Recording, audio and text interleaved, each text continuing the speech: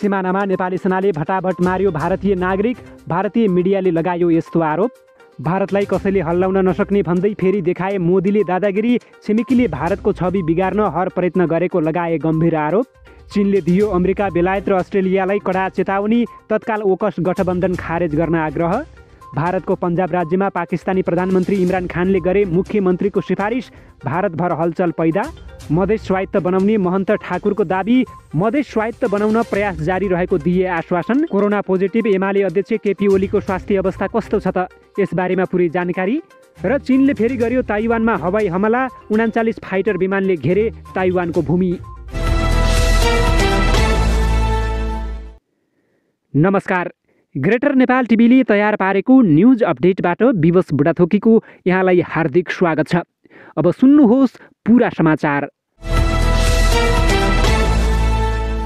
हुन त भारतीय मिडियाले नेपालका बारेमा सधैँ झुटा सामग्री प्रसारण गरिरहेका हुन्छन्, तर पछिल्लो पटक फेरि नेपालको अन्तर्राष्ट्रिय स्तरमासम्म नराम्रो असर पर्ने गरी भारतीय मिडियाले अफवाह फैलाएका छन्। भारतीय मिडियामा भारतीय जनताहरूले नेपालले भटाभट भारतीय जनतालाई सिमानामा गोली हान्दै मारेको गम्भीर आरोप लगाएका छन्। हेर्नुहोस् यो छोटो भिडियो क्लिप। आज़ाद हिंदुस्तान में ये पहली घटना है कि नेपाल भी भारत के आम पब्लिकों पे गोलियों से जवाब देना चालू कर दिया है। और नेपाल और इंडिया की बेटी रोटी का रिश्ता था और उसको भी मोदी जी के द्वारा ख़त्म कर दिया गया। नेपाल कमज़ोर देश है, हिम्मत कर रहा है, जरूर उसके पीछे से किसी का साथ होगा। हो सके तो हमारे मोदी जी का भी साथ हो सकता है। नेपाल ने भारत की तरफ अंधाधुंध फायरिंग की है, इस पे क्या कहना चाहेंगे आप? देखिए, ये हमारे देश के लिए और नेपाल के लिए भी बहुत शर्म की बात है कि जिस नेपाल से हमारा बेटी रोटी का संबंध रहा है, तो सुगौली के संधि में था, मानसरोवर के इर्द गिर्द जो थे दर्रा वगैरह, तो वो सब इंडिया में आए थे। उस दरमियान की ये जो नेपाल ने नया नक्शा जो साबित किया है कि ये लीजिए मेरा नेपाल का नया नक्शा है, और उसमें इंडिया के कई क्षेत्रों को वो अपना बताया है। और ये इंडिया वालों के लिए बहुत ही सेंसिटिव मुद्दा है कि कोई हमारी जमीन को कहे कि वो हमारा है। तो यसरी नेपालबारे आफ्नै मिडियाले झुट बोलिरहँदा पनि उल्टै भारतका प्रधानमन्त्री नरेन्द्र मोदीले भने नेपाल, पाकिस्तान र चीनलाई इङ्गित गर्दै छिमेकीहरूले भारतको छवि धमिल्याउन अनेक प्रपञ्च रचेको गम्भीर आरोप लगाएका छन्। आज एक कार्यक्रमलाई सम्बोधन गर्दै प्रधानमन्त्री नरेन्द्र मोदीले यस्तो बताएका हुन्। उनले भने, तपाईहरू सबैलाई यो थाहा छ कि भारतको छवि धमिल्याउन अनेक तरिकाका प्रयास चलिरहन्छन्। यस्ता खालका प्रयास अन्तर्राष्ट्रिय स्तरमा पनि चलिरहन्छन्। यो राजनीति हो भनेर हामीले तर्किन मिल्दैन। यो राजनीति होइन, यो हाम्रो देशको सवाल हो। स्वतन्त्रताको अमृत महोत्सव मनाइरहेको अवस्थामा यो हाम्रो दायित्व हुन आउँछ कि विश्वले भारतलाई सही रूपमा जानोस्। अमृतकालको यो समयमा श्रुति सपना देख्ने होइन, उठेर आफ्नो सङ्कल्प पुरा गर्नुपर्दछ, मोदीले थपे। साथै मोदीले भारतबारे अफवाह फैलाउने जो कोहीलाई पनि कडा जवाफ दिने चेतावनी दिएका छन्। तपाईलाई भने यो रिपोर्ट कस्तो लाग्यो? कृपया आफ्नो विचार कमेन्टमा लेख्नुहोला। अब अन्य खबर। दक्षिण एसियामा भारत र पाकिस्तानको द्वन्द्व र विवाद विश्वभर चर्चाको विषय बन्छ। तर भारतमा मन्त्री नियुक्तिका लागि पाकिस्तानका प्रधानमन्त्रीले सिफारिस गरेको कुरा तपाईँ सायद पत्याउनुहुन्न होला। तर भारतको पन्जाब राज्यका पूर्व मुख्यमन्त्री तथा पन्जाब लोक कङ्ग्रेसका अध्यक्ष क्याप्टन अमरिन्दर सिंहले भारतीय कङ्ग्रेस पन्जाबका अध्यक्ष नवजोत सिंह सिद्धुलाई मन्त्री बनाउन पाकिस्तानका प्रधानमन्त्री इमरान खानले सिफारिस गरेको खुलासा गरेका छन्। भारतीय सञ्चार माध्यमका अनुसार पाकिस्तानी प्रधानमन्त्री खानले सिद्धुलाई मन्त्री बनाएमा आभारी हुने सन्देश पठाएका थिए। सोमबार पत्रकार सम्मेलन गर्दै सिंहले भने, पाकिस्तानका प्रधानमन्त्रीले एक अनुरोध पठाएर सिद्धुलाई मन्त्रीमण्डलमा सहभागी गराए, आफू आभारी हुने बताउनु भएको छ। पाकिस्तानी प्रधानमन्त्री उनको पुरानो मित्र रहेकाले अनुरोध गरेको बताइएको छ। लोकतान्त्रिक समाजवादी पार्टीका अध्यक्ष महन्त ठाकुरले प्रदेशको नामाकरण मधेस भएपछि खुसी व्यक्त गरेका छन्।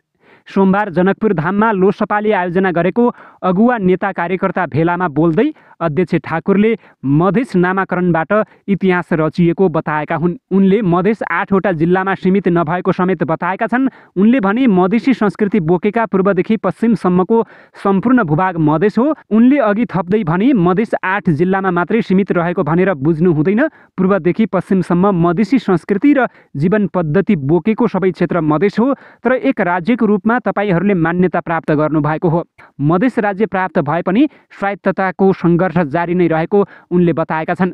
अहिले पनि सबै अधिकार केन्द्रसँगै रहेकाले स्वायत्तता प्राप्तिका लागि सङ्घर्ष आवश्यक रहेको बताएका छन्। उनले स्वायत्त मधेस प्रदेश बनाउने सरकारसँग भएको हाम्रो सम्झौता अझै पुरा भएको छैन, यसमा हामी लागिरहेका छौँ उनले भने। सुदूरपश्चिमका पहाडी तथा तराईका जिल्लाहरूमा नेत्र विक्रम चन्द विप्लव नेतृत्वको नेपाल कम्युनिस्ट पार्टीले चन्दा आतङ्क मच्चाएको छ।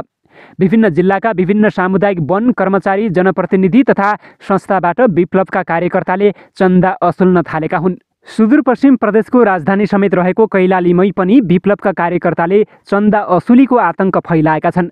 उनीहरूले जिल्लाको भजनी नगरपालिका स्थित लक्ष्मी सामुदायिक वन उपभोक्ता समूहबाट 3 लाख, सरस्वती सामुदायिक वन उपभोक्ता समूहबाट 2 लाख, सयपत्री सामुदायिक वन उपभोक्ता समूहबाट 2,50,000, जनज्योति र सोनिया सामुदायिक वन उपभोक्ताबाट 1,20,000, घोडताल सामुदायिक उपभोक्ता समूहबाट 50,000 रुपैयाँ चन्दा भन्दै असुल गरेको खुलेको छ। पार्टीका कार्यकर्ताले लेटर प्याडमा आर्थिक सहयोग गरिदिन भन्दै पत्र दिन थालेका छन्।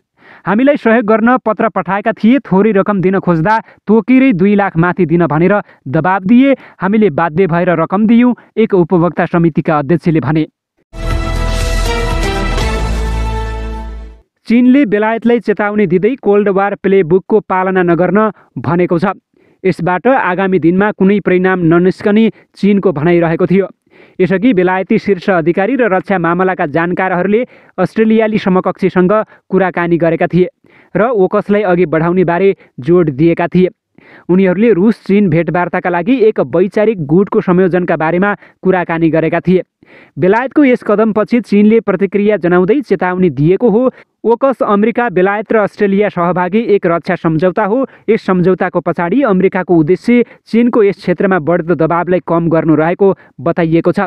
चीनले ओकसको गठनपछि यसको निन्दा गर्दै निकै गैर जिम्मेवारीपूर्ण तथा सङ्कीर्ण सोचयुक्त काम भएको बताएको थियो। यसले क्षेत्रीय शान्तिमा खलल पुर्याउनुको साथै हतियार दौड बढाउने चीनको भनाइरहेको थियो। ग्लोबल टाइम्सको समाचार अनुसार बेलायत कयौँ घटनामा चीनसँग गतिरोधको अवस्थामा छ र सामान्य रूपमा भन्दा बेलायत अमेरिकी रणनीतिको पालना गरिरहेको देख्न सकिन्छ। नेकपा एमालेका अध्यक्ष केपी शर्मा ओलीलाई आइतबार कोरोना भाइरस सङ्क्रमण पुष्टि भएको छ। कोरोना देखिएपछि अध्यक्ष ओली अहिले भक्तपुरको बालकोट स्थित आफ्नै घरमा आराम गरिरहेका छन्।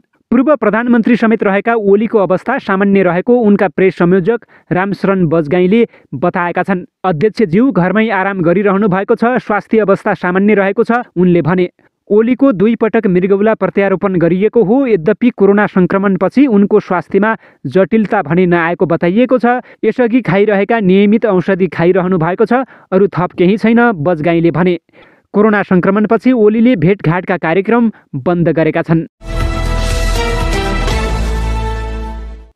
भारतको उत्तर प्रदेशमा हुन लागेको विधानसभा चुनाव अघि राजनीतिक खिचातानी तीव्र भएको छ। मुख्य प्रतिस्पर्धी दल सत्तारूढ भारतीय जनता पार्टी भाजपा र समाजवादी पार्टी सपा आरोप प्रत्यारोपमा उत्रिएका छन्। यसैबीच समाजवादी पार्टीका प्रमुख अखिलेश यादवले पाकिस्तानबारे दिएको अभिव्यक्ति विवादमा परेको छ। इकोनोमिक्स टाइम्ससँगको अन्तर्वार्तामा अखिलेशले भनेका छन्, भारतको सबैभन्दा ठुलो दुश्मन पाकिस्तान होइन, बरु चीन हो। पाकिस्तानलाई त भाजपाले देशको सबैभन्दा ठुलो दुश्मन बनाएको छ। भारत र पाकिस्तान बीच आतंककारी हमला हुने गरेका आरोप बीच आएको सपा प्रमुख यादवको अभिव्यक्ति विरुद्ध भाजपा नेताहरू आक्रामक बनेका छन्। यसरी उत्तर प्रदेशको चुनावमा पाकिस्तानलाई घुसाइएको बताइएको छ। भारतमा पाकिस्तान विरोधी भावना समेत व्यापक रहेको छ। यसै मौकामा अखिलेशको भनाइलाई बहसमा ल्याएर भाजपाले राजनीतिक लाभ लिन खोजेको छ। भाजपा प्रवक्ता सम्बित पात्राले अखिलेशको भनाइको प्रतिवाद गरेका छन्। पाकिस्तानलाई 1 नम्बर दुश्मन नमान्ने अखिलेशको भनाइलाई भाजपाले चुनावसम्मै बहसमा ल्याउने र अखिलेशलाई चुनावी मोर्चामा कमजोर पार्ने रणनीति लिएको भारतीय सञ्चार माध्यमहरूले जनाएका छन्। चीनका 39वटा लडाकु विमान ताइवानको एयर डिफेन्स आइडेन्टिफिकेसन जोन पुगेपछि ताइवानी सेनाले लडाकु विमान र एयर डिफेन्स मिसाइल पठाएको छ।